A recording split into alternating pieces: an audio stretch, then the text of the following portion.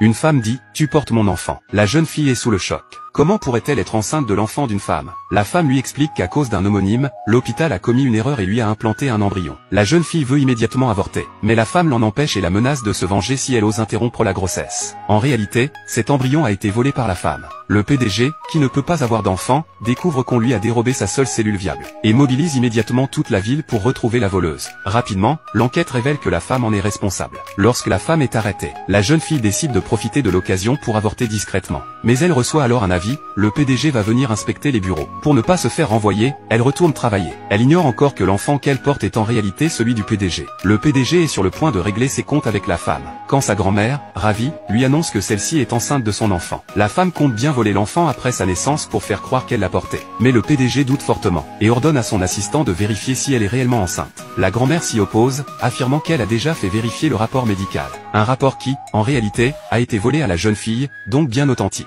Pour ne pas contrarier sa grand-mère, le PDG accepte à contre-cœur. La femme jubile. Pendant ce temps, la jeune fille prend l'ascenseur, et tombe nez à nez avec le PDG au moment où les portes s'ouvrent. Elle s'apprête à tout lui expliquer, mais l'ascenseur tombe en panne, les forçant à un contact rapproché. Quand les portes s'ouvrent à nouveau, la femme est stupéfaite de les voir ensemble. Puis une collègue annonce à la jeune fille que la femme attend l'enfant du PDG. La jeune fille comprend alors ce qui se passe, et paniquée, décide d'avouer toute la vérité au PDG. Mais la femme l'en empêche, lui proposant un marché. Si elle garde le secret, elle recevra 1 million d'euros. La jeune fille pense à son frère hospitalisé. Elle a vraiment besoin de cet argent. Mais elle a peur que le PDG, s'il découvre la vérité, ne se venge sur elle et son frère. La femme, décidée à l'évincer, appelle le supérieur de la jeune fille. Le PDG, toujours méfiant, ordonne une enquête secrète. La femme, elle, fait venir la jeune fille à un hôtel sous prétexte de rencontrer un client. Mais c'est un piège pour la compromettre et la faire renvoyer. Au moment où la jeune fille lutte désespérément, le PDG arrive et défonce la porte, la sauvant in extremis. Lors d'un dîner d'entreprise, la femme se vante déjà d'être bientôt l'épouse du PDG, oubliant qu'elle fait semblant d'être enceinte. Alors qu'elle s'apprête à boire du vin, le PDG frappe le verre d'un revers de main, furieux, et quitte la salle. Son assistant arrive alors avec les résultats de l'enquête.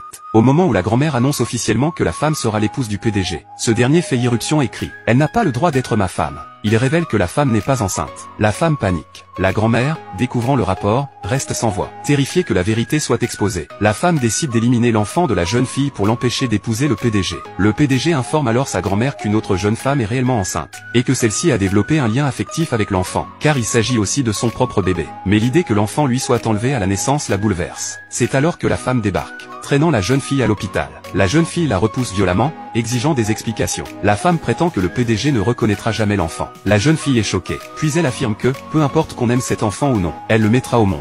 Mais la femme est convaincue que la jeune fille veut garder le bébé pour épouser le PDG. Craignant de perdre sa place de future Madame le PDG, elle frappe directement le ventre de la jeune fille. Au même moment, le PDG arrive à l'immeuble de la jeune fille. La jeune fille supplie qu'on n'atteigne pas à son enfant. Mais la femme, implacable, s'avance avec une chaise. Et c'est à cet instant critique que le PDG enfonce la porte.